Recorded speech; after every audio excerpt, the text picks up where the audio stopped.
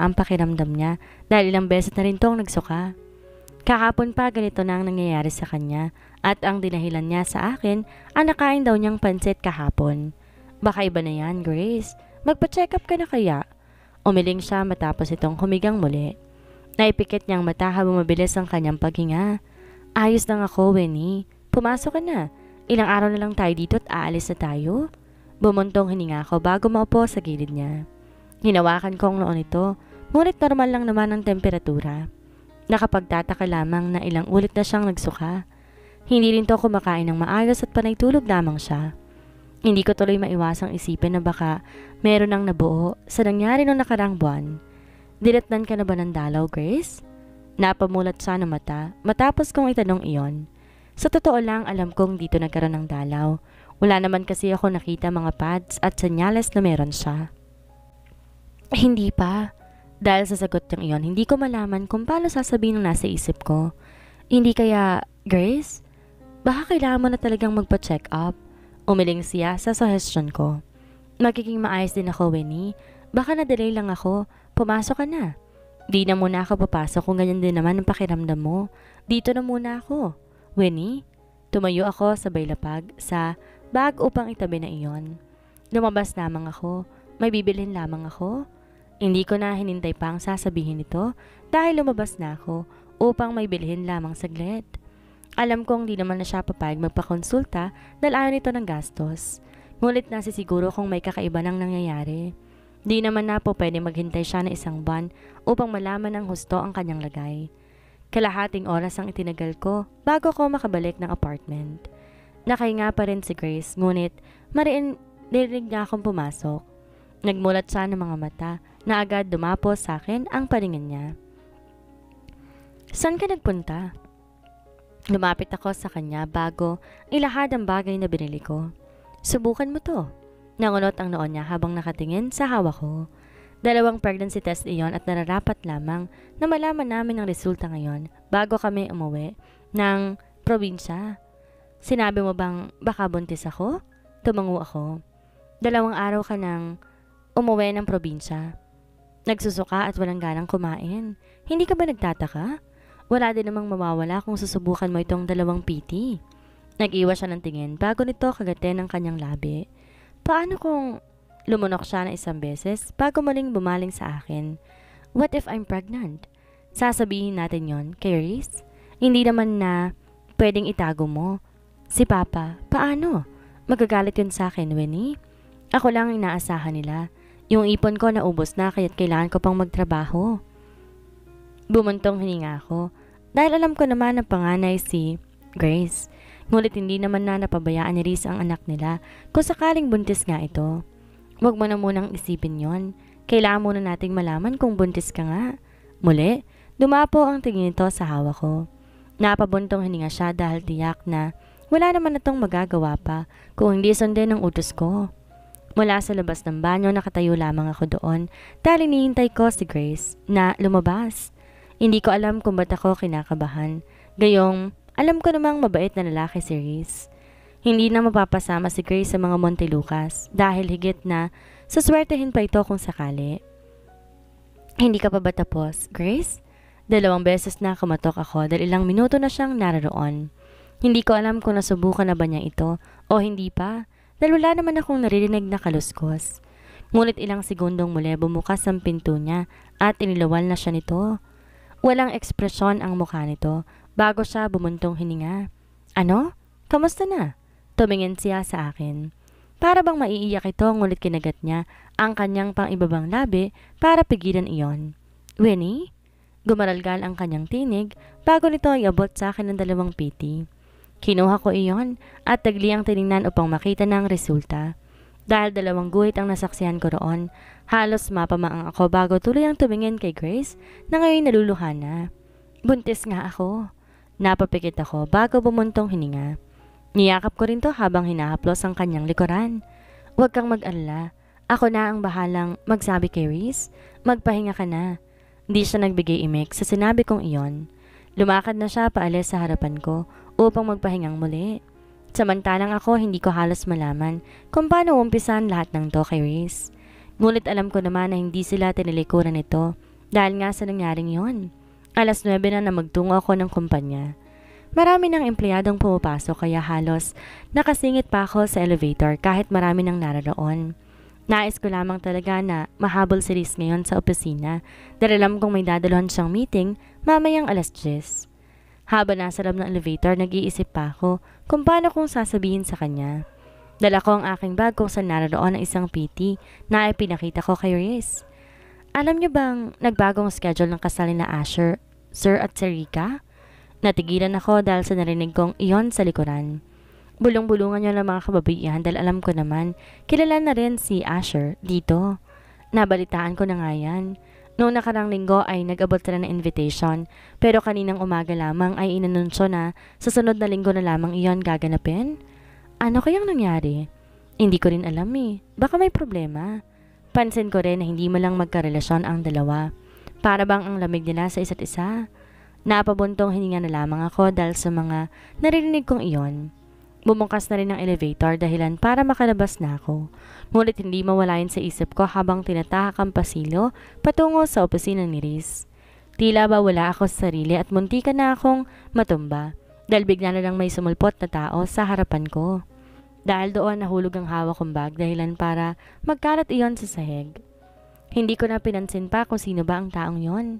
Nangamba kasi ako na baka biglang masira ang pregnancy test na dala ko na hindi ko man lang yun ipapakita kay Riz. Habang nilalagay ko ang lahat ng gamit sa bag na nahulog, tinutulungan ako ng taong nakabangga sa akin. Ngunit hindi na ako nakita ang PT dahilan upang tumayo na ako bago nila nga ang paningin sa sahig. Nasa na yon? Halos umikot na ang mata ko sa paligid ngunit hindi ko man lamang yon nakita. Kung hindi lamang dumapang mata ko sa taong nakabangga sa akin, hindi ako mahihinto. Mas lalo ko natigilan na makita ko, hawak na niya ang hinahanap ko. Nakatingin sa doon na halos kunot ang noo bago mag-angat ng tingin sa akin. Ito ba ang hinahanap mo? Bumuntong hininga ako bago lumapit kay Asher. Marahas kong kinuha yon bago ipaloob muli sa aking bag. Bakit di mo kasi tinitingnan ang dinaraanan mo? Tumaas ang kilay niya dahil sa sinabi ko. Are you pregnant? Natigilan akong muli dahil sa tanong niyang iyon. Napakurap ako ng 2 beses bago ko tuluyang mapuna na ang napulot niya kanina isang pregnancy test. Asher Phillips POV. I did not intend to grab the DNA test when it fell on her bag. Nagulat pa ako dahil di ko naman inaasang pregnancy test iyon na naglalaman ng positibong resulta. Di ko maiwasang mag-isip. Di ko napigilang itanong yon dahilan para magtagal ang titigan naming dalawa. Ano bang pinagsasabi mo? Muli, pinasok niya yon sa kanyang bag. Kunot ang noon nito na parang di kayang sagutin ang tanong ko. Alam ba ni Tita E na buntis ka? Nilingon ako nito. Her eyes were really fierce. Yung tingin nagustuhan ko noon sa kanya na parang lagi siyang galit. Ngunit imbes na sagutin niya ang tanong ko, natawa siya sabay iwas ang tingin.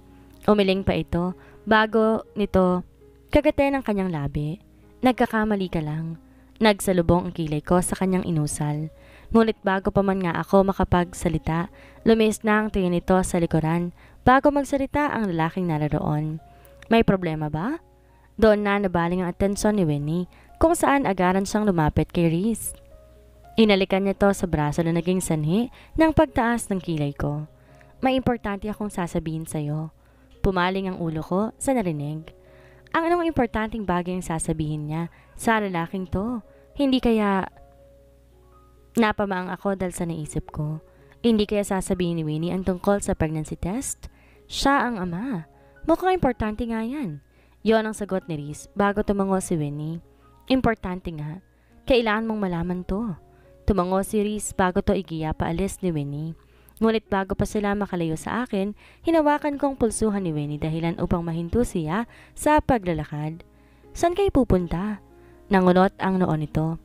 Sa tanong ko, bago bumaba ang kanyang paningin sa aking kamay. Dahil doon nahihiya akong binitawan yon bago nag-iwas ang tingin. I mean, what is your lunch time? Nangunot lalo ang noon niya dahil sa sinabi ko. I cannot explain. My feelings right now.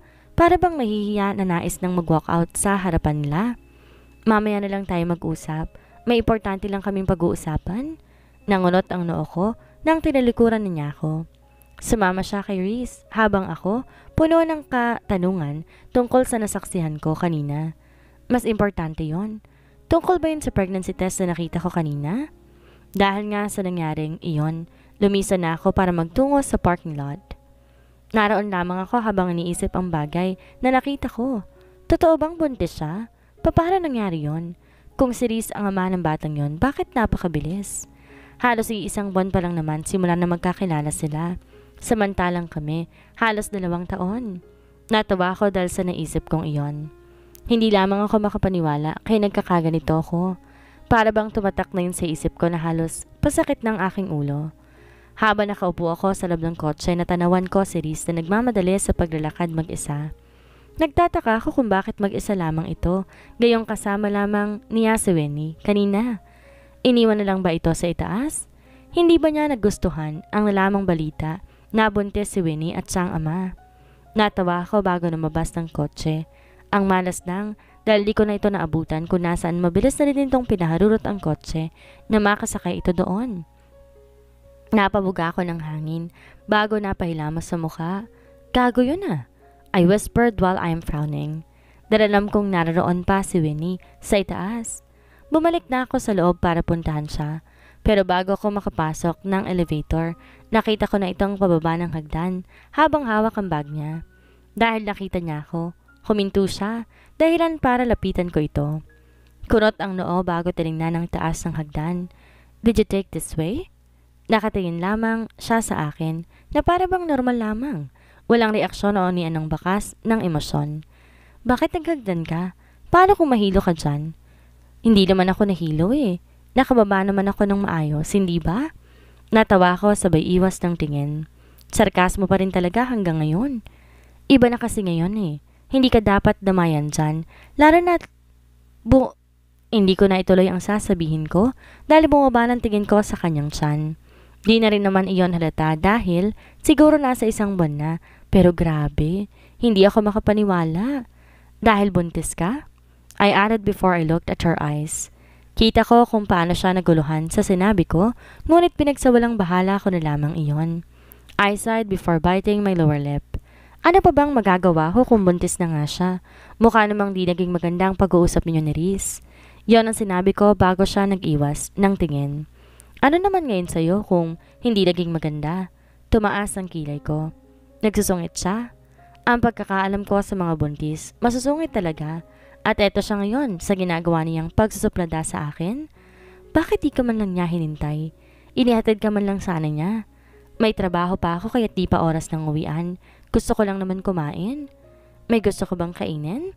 I asked her because I have an idea what pregnants need. May pinaglilihaan silang pagkain dahil nga sa pagbubuntis nila. Yun noon ang nangyari kay Shane, ang asawa ni Seb. Huwag mo nang itanong ko anong gusto ko. Tsaka pa, bakit pa tanong ka ng tanong? Baka ibang isipin ng mga taong nakakakita sa atin ngayon. O mismed ako.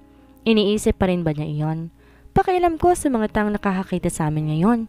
Gusto ko lang naman mapabuti siya, lalo na nga't walang pakialam sa kanya ang mokong na lalaking yon. Sasamahan na kitang kumain. I will treat you lunch today. Tigas ng ulo mo. Ayokong may malaman ng nanay mo dito. Ayoko rin na makita siyang magkasama o magkausap kayo. Malapit ka ng ikasal? So what? Nangunot ang noo sa sinabi ko. I just want to treat you. May problema ba doon? Natawa siya ng mapait bago nag-iwas ng tingin. Naiilang din siya bago ko tuluyang nagpasan at wala na talagang planong sumabay pa sa akin. Hey! Hindi niya ako pinansin maski tinawag ko ang pangalan niya habang nakasunod sa kanya. Hindi ito sa entrance ng dumaan, kundi nagtungo ito palabas ng parking lot. Alam ko naman na ayaw nga niyang makakita sa aming iba na nag-uusap, pero para sa akin ayos naman yon. Ayos lang naman kami mag-uusap kami. Ano masama sa pag-uusap? Ganyan ba talaga ang mood ng buntis? Ni hindi ka man lang makausap ng maayos. Gusto ko lang naman samahan ka dahil mukhang walang pakialam sa iyong ama niyan. Uminto siya dahilan para matigilan din ako sa paglalakad. Hinarap niya ako. Kunot ang kanyang noo na para bang may nasabi akong hindi tama. Saan mo napupulot yung mga pinagsasabi mo? Huwag mo nang ipagkaila ang katotohanan. I already saw it. Positive siya. Buntis ka. Bakit pang bilis? Nangunot ng todo ang noon nito. Hindi kita maintindihan. Oo, hindi mo talaga ako maintindihan. Ako rin eh. Naguguluhan din ako sa sarili ko. Dapat wala na akong pakialam sa'yo pero eto ko, sinusundan ka. Napabuntong hininga siya ngunit hindi ito nagbigay tugon sa sinabi ko. Alam ko namang nag-aalala ka kay mommy but she's not here. Gusto ko lang masiguro na safe ka. Pwede ba? Muli, bumuntong hininga ito.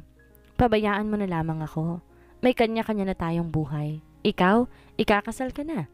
Respetuhin mo sana ang bagay na yon. Alam mo naman ang totoo. Noon pa man alam ko na kung bakit ikakasal kami. Alam mong wala lang yon para sa akin. Anong gusto mong gawin ko?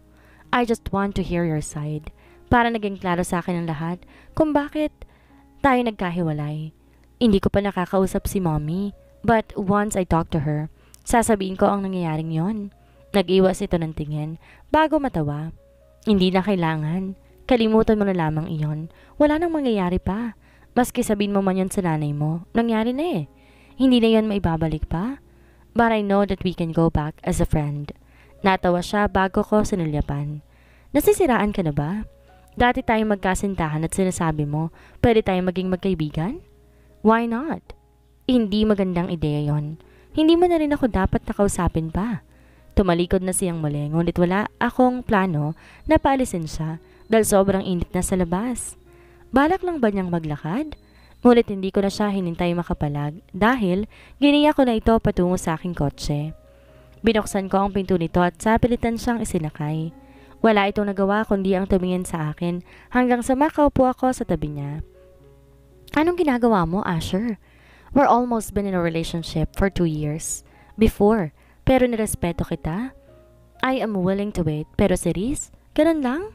Napamaang siya sa sinabi ko dahil alam kong magugulat siya. Pero totoo naman eh, I respect her. Hindi ko pa siya pinilit gawin yon dahil alam kong may pangarap pa siya. Pero ngayon, ibang klase. Yan ba ang kapalit ng pagpayag niya para hindi gibain ang paaralan? Ano nang mangyayari na yan sa'yo? Ano naman ngayon sa'yo kung buntis nga ako?